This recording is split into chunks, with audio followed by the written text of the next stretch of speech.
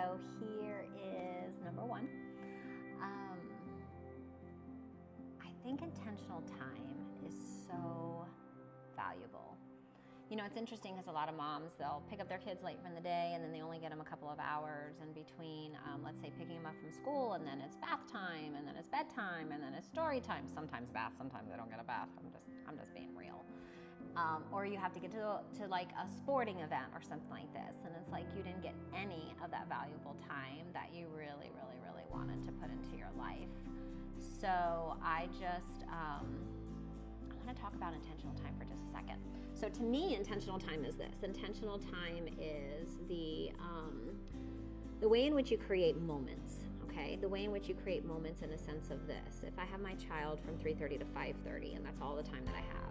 I'm even talking about teenagers here, right? It doesn't have to be a little one that you picked up from school. I mean, it could be whatever. They drive home. So what are some of the important things to do here is, number one, put away your phone. Be present in the moment and have a plan.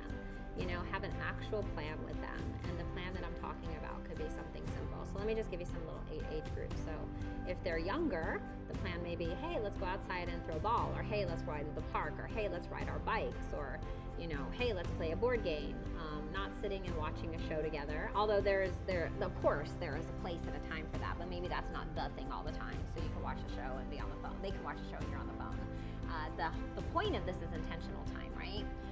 You can get so much value in an hour to 2 hours of spending with your kids every single day after school, than most parents get when they're with them all day long, because the key here is intentional, okay? So whether that is you're doing team building activities with them, you're doing words of affirmation with them, you're helping guide them through some problems that maybe they're dealing with at school.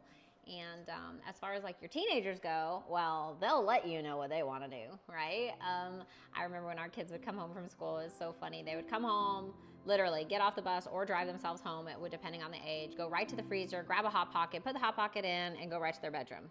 And I was like, it was like a drive-by, right? You're like, where did they go?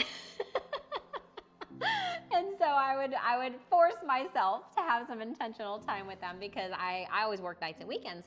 So I knew that I needed to create an environment for my children in which I can create a flourishing atmosphere and bonding with them. And to this day, you know, my daughter is now 28, which is crazy, and my son is 25.